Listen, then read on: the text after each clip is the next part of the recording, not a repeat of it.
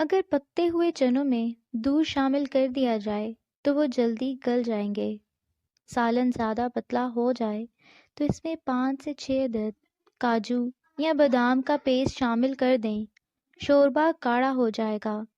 جب کبھی اولے پڑیں تو انہیں صاف شیشے کی بوتل میں محفوظ کر لیں۔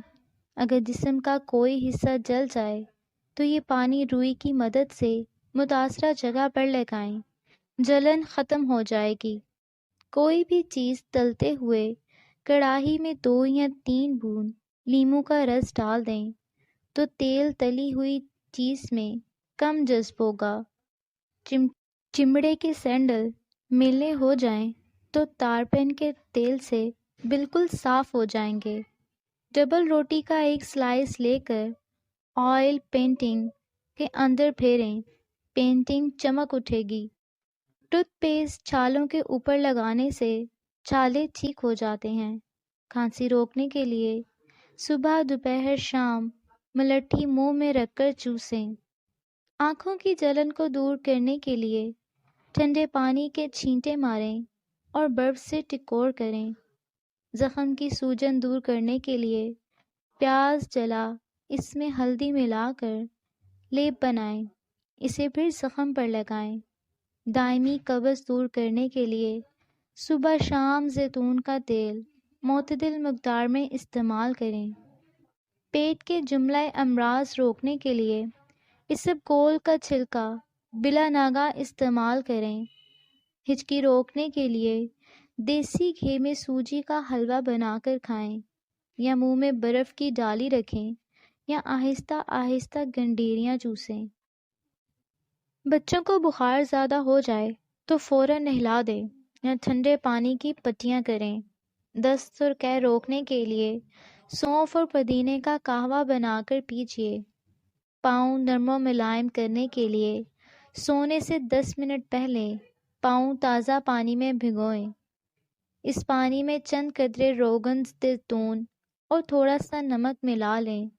خشک کر کے پیٹرولیم جیلی یا سرسوں کا تیل لگائیں۔ سردیوں میں نیم گرم پانی استعمال کریں۔ کولیسٹرول کم کرنے کے لیے 1 چمچ آملہ اور مصری ملا کر روزانہ صبح نہار منہ 1 گلاس پانی کے ساتھ لے لیں۔ زہریلا کیڑا کاٹ لینے کی صورت میں لہسن کا تیل اور شہد ملا کر زخم والی جگہ پر لگائیں۔ بچوں میں پیٹ کے کیڑے ختم کرنے کے لیے کلونجی پانی میں ابال کر اس کا پانی رات کو سونے سے پہلے پلائیں۔ جوڑوں کا درد روکنے کے لیے نیم کے پتوں کے تیل کی مالش کریں۔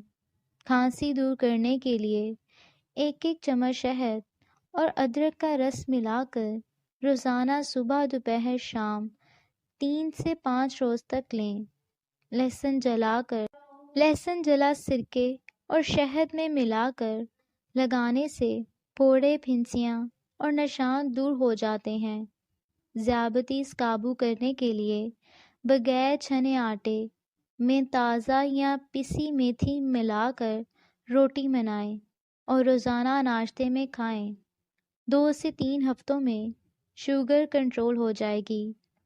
دانت کا درد دور کرنے کے لیے لونگ استعمال کیجیے۔